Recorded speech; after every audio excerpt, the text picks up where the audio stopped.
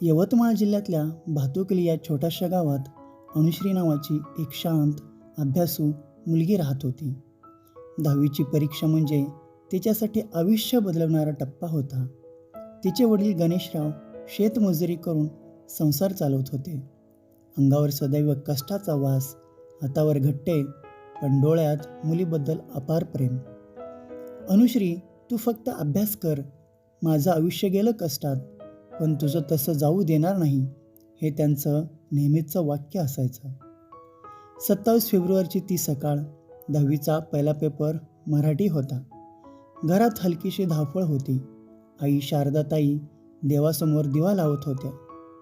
अनुश्री शेवटची उजळणी करत होती. गणेशराव तिच्याकडे पाहत हसत म्हणाले, घाबरू नकस ग, तुला सगळं येतं. अनुश्रीनेही हसत उत्तर दिलं, बाबा, आजचा पेपर चांगला गेला की पुढचं सगळं सोपं होईल बघा.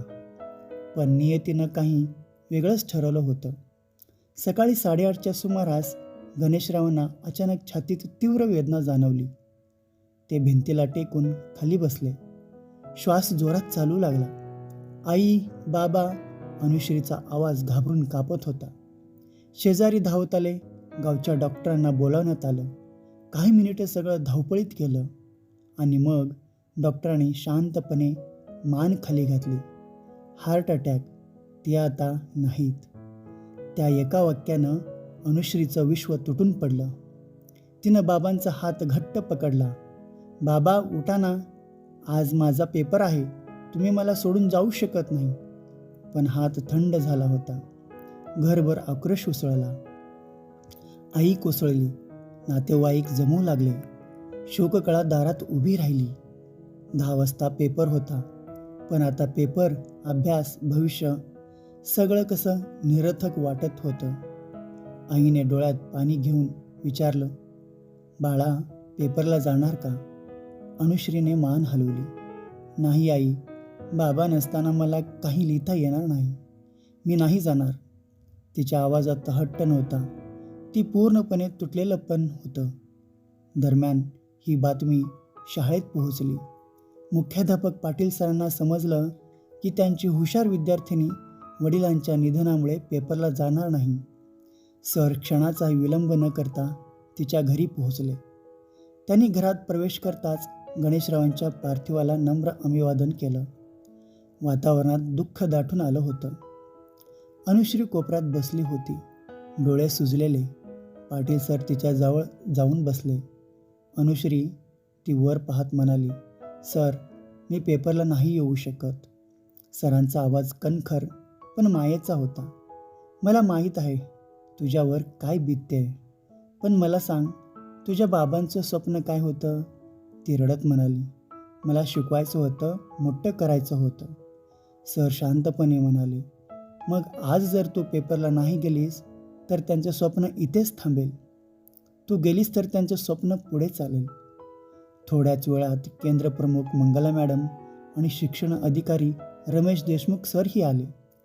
त्यांनी कुटुंबाला धीर दिला. हे वर्ष वाया जेवू देऊ नका, आम्ही सगळे तुमच्या पाठीशी आहोत, त्यांनी ठामपणे सांगितलं.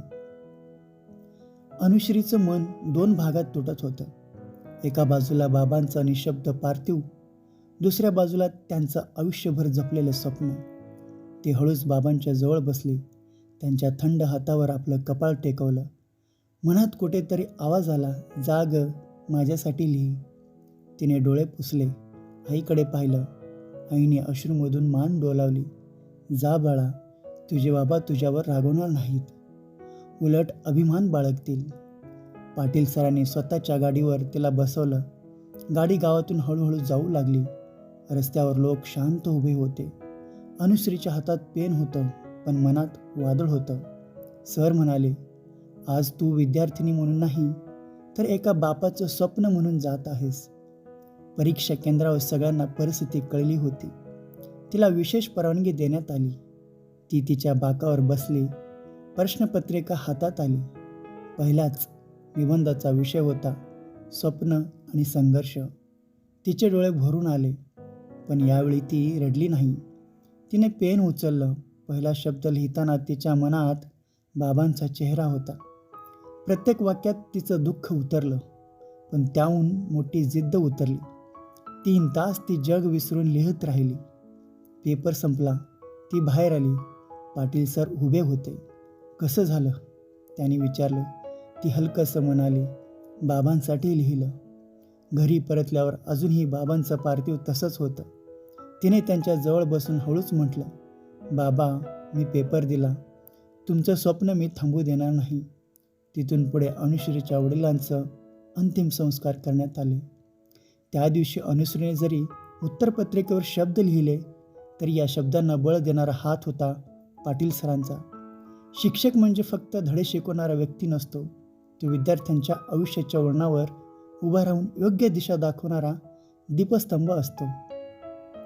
पाटील सरांनी त्या दिवशी शाळेची जबाबदारी बाजूला ठेवून एका विद्यार्थिनीच्या घरापर्यंत जाऊन तिच्या तुटलेल्या मनाला आधार दिला. त्यांनी तिला पेपर लिहायला भाग पाडलं नाही, तर तिच्या वडिलांचं स्वप्न तिच्यासमोर उभं केलं. त्यांच्या शब्दांनी तिच्या अश्रूयांना धैर्यात बदललं. एक शिक्षक जेव्हा विद्यार्थ्याच्या आयुष्यात वडिलांसारखा उभा राहतो, तेव्हा शिक्षण केवळ पुस्तकात मर्यादित राहत नाही, ते संस्कार बनतं, प्रेरणा बनतं, आयुष्य घडवणारं बळ बनतं. संध्याकाळी घरात अजूनही शोककळा होती, पण त्या दुःखातही एक छोटासा अभिमान दडला होता. अनुश्रीने बाबांच्या पार्थिवाजवळ बसून डोळे मिटले आणि मनात पाटील सरांचे शब्द घुमवत होते. स्वप्न थांबू देऊ नकोस.